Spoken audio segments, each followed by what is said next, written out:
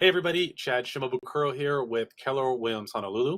I'm one of your brokers in charge. I wanted to give you a quick video on how to put a listing together, what forms are needed, how to find them, where to get them from. So I hope this is helpful for you. So let me switch over to my screen.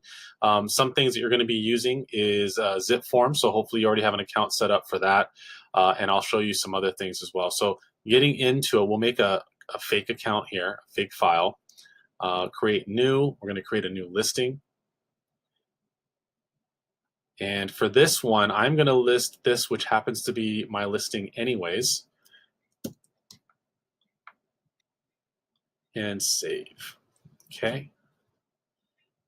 And as soon as that opens up there, you can start putting in some of the information here. I don't know why it defaults to this, but you're going to want to correct it because it carries information over to other documents. So yours may do this, mine certainly does, but you're going to want to make that correction. So let me fix some of this right now. So now we're going to go to the documents.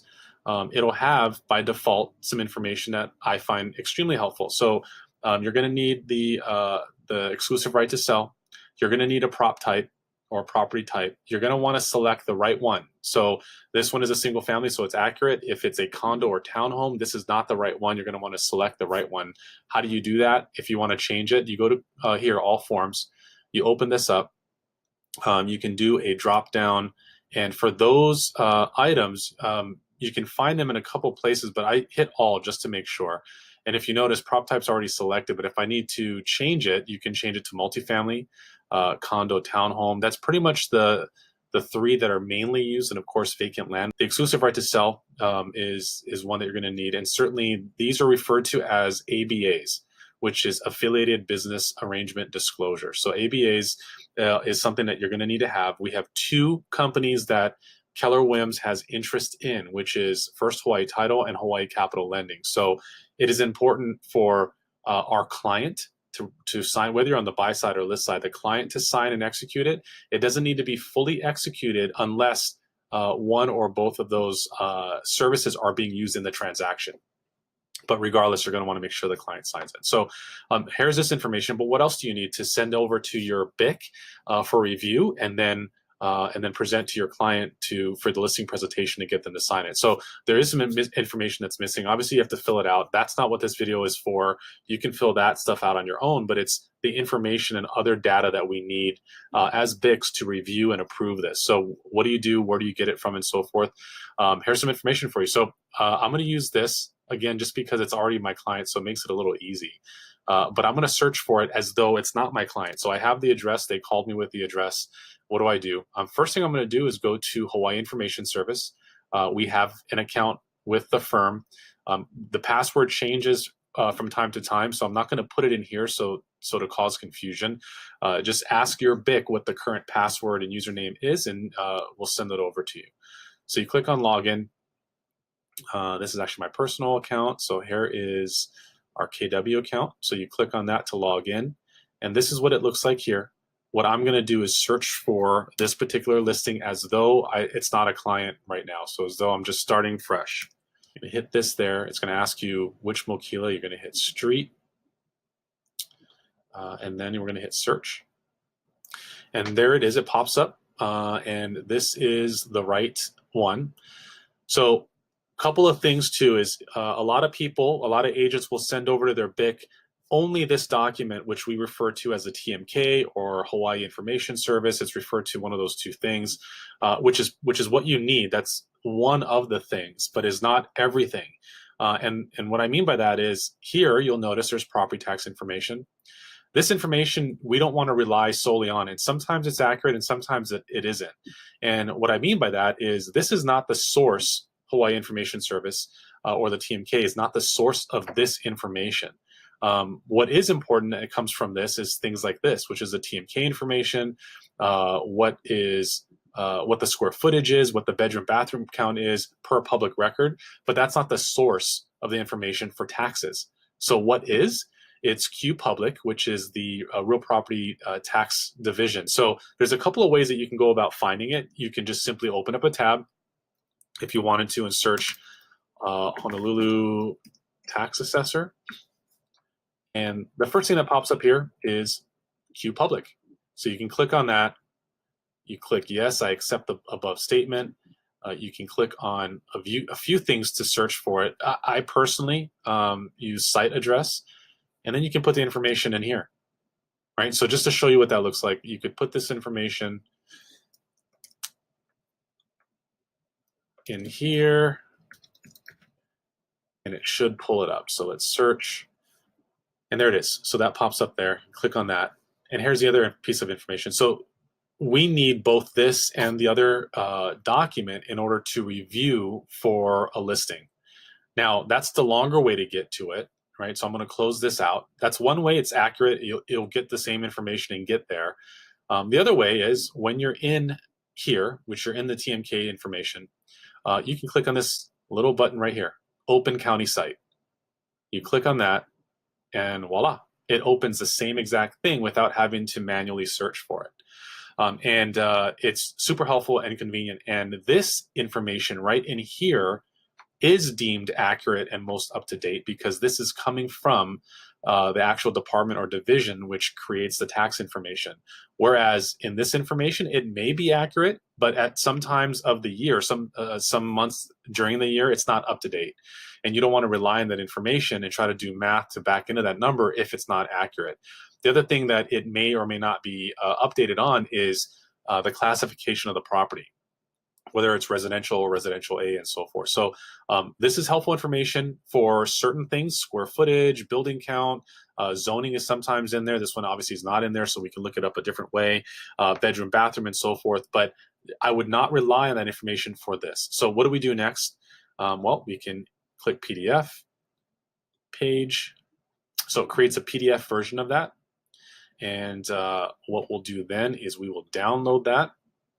I'm going to call it TMK test. So that's saved. And then I have this open, which I need this as well. As I've mentioned, this is the tax information. So I'm going to hit print on this, and I'll save this as well. I'm going to call this tax.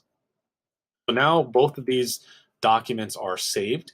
And then I'm going to go back into my zip form. So remember, in zip forms, we have these 4 documents that are already sitting here. How do we get the other 2 documents in here? What we're going to do is add doc. It's going to open up this window here. You can pull things from Dropbox or Google Drive. Obviously, in my case, I've already downloaded it, so I'm going to search. I'm going to go to my most recent downloads, and right here are those 2 documents. So TMK and tax. So I'm going to open them. It'll insert them into my zip forms. So now it's here. And what I personally like to do is organize the file a little bit. So you're going to hit organize. You can drag things around. I preferably like to have as a BIC, I want to review things with these 2 things in the front so that I can see what I'm looking at and what I'm looking for specifically. Then next, I want to look at the exclusive right to sell, then the property type, ABA is last. And then whenever you're done, you just hit done organizing and it saves it there. Now, as of this date, we've recently updated some forms, but some other documents that will need to be inserted in here are our KW standard addendum, and that's going to be used whether you're on the buy side or the sell side, and you're going to insert that in here the same way. Where you can find that is on KW on the intranet. At some point in the near future, it should be available here. So this one is in here, which is great. So already perfect. It's already there. So you standard addendum. And then we have another one, which I don't think is in here yet, which is a representation of more than one buyer and seller. So that's not in there as of yet. That can be found on the intranet. And then same thing, you're just going to download it, drag it in here, and plop it in there. So there should be all of these items along with the representation of more than one seller, and buyer, and those are the documents that a BIC will need to review. Now, of course, there could be some other documents depending on the circumstance. It could be some additional addenda that might be required. It could be lead-based paint that you want to complete early. So make sure all your documents that are necessary and needed are located here. And just as a rule of thumb too, what you're going to want to do before you go to a listing presentation is have all these documents ready, but also order the prelim ahead of time. The preliminary title report will give you access to a lot of helpful information, who the seller is, making sure that the person that you're speaking with on the phone, setting up that appointment, is the person that you're meeting with and is authorized to sell the property. You want to make sure that if it's in trust, are all parties available in there? Who's the beneficiary? Who's the executor of the trust? Did someone pass away? Is it somebody that's getting a divorce? If so, you're going to want to stop, take note of what the situation is, and contact your BIC, because we want to make sure that we're able legally to list the property for sale. In some cases not. So if both parties have agreed in writing, you're going to want to ask for who their attorney is that are representing both parties. If it's already court ordered, you're okay to move forward, but you want to make sure that you ask the right questions, and a prelim will help get you to there. So make sure that you have that. Make sure you have all this information. And when you're sitting with a client during a listing presentation, you want to go over some of these details.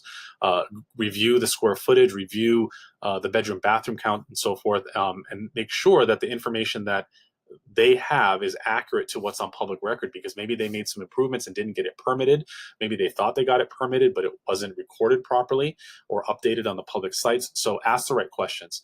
One last thing before I end this video is on the prop type. Again, ask your BIC on how to fill this out properly, but I'm just going to give you a couple of rules of thumb that our firm adheres to. So just as a standard, one thing here is schools.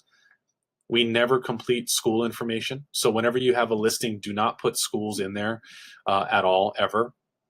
The other thing is, and this is a single family, so there's not going to be the parking stall number as there would be if it was a condo or townhome. But right in this area, there will be a section for what the parking stall numbers are. And what we're going to indicate on the MLS on this sheet is TBD, which is to be determined. And the reason why we don't put it on there is because in most cases, some parking stalls are deeded with the property, they convey with the property upon recordation, but many and most do not. And in fact, some of them are common areas to the community that that townhome or condominium is located in. And it's just literally a number on a stall. So what we don't want to do is create a liability for ourselves and say that stall number 23 and number 24 comes with that property, and the management or the board of directors maybe overhauls the parking stall numbers and changes the numbers around, which they have the right to do so unless it's deeded and conveys with the property, and then that creates a liability. So we want to put in there TBD and allow the buyer to do their due diligence to verify the stall numbers. In addition here, when you see public remarks or agent remarks for the matter, what we don't want to indicate is anything related to square footage. So let's say that, and this is an example of that, is this property here, I have a large 20 by 30 deck on the back, which the client has permitted and built, and it looks wonderful and beautiful and so forth. But I do not want to put 20 by 30 deck. I don't want to put the square footage that's on there. Square footage from public data is absolutely okay to put in the land size square footage, or the living area square footage is okay. The bedroom and bathroom per public record also okay, but we don't want to put the square footage or size of things there in the public remarks or in the agent remarks. So that's another thing that we want to stay away from.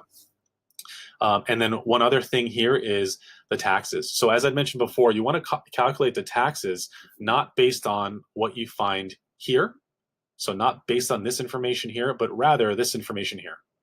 And when you calculate the taxes, you are going to take this here, the total property assessed value, and you're not going to take this. The net value is going to be this amount here, less a property exemption. And as you know, a property exemption is given to someone who owner occupies that property. So if they declare that as their owner occupied property, they get an exemption, $80,000 or even $120,000. And this net figure here will deduct this from this and leaving this number here. We don't want to use that as a calculation, because how do we know that the buyer, whoever that buyer might be, because we're on the listing side in this example, whoever that buyer might be, if they are going to occupy it, and have that exemption. So we want to illustrate what the worst case scenario taxes are for them. In doing so, what the calculation is going to be is we're going to take this figure here, and I'll put it on the screen. We're going to take 594,100 We're going to divide that by 1,000. We're going to times that by $3.50 because it's $3.50 per thousand of assessed value. And then we're going to divide that number by 12. And we're just going to verify the year here. So that's 2019. It is zoned residential, which is normal, not anything else like residential A, commercial, or anything else that would change that tax rate. And then when we go back here, we're going to plug that number in. So we're going to take this information on the tax year and put 2019. We're going to put the land value, which is, again, coming from here. That's the land value here. We're going to take the building value, 331,500, and we're going to put that here. And then you're going to do that calculation, that math that I just described. You're going to put that here. And then, of course, you can put the total amount, which is this box and this box together, totals that. Okay, so that's the information that you are going to want to make sure that you have in there. This information on this page, this section here, is typically not filled in at all. That's more than fine to leave that. And then you should be good. So any questions, please don't hesitate to reach out to me. My email will be on the video, and best of luck.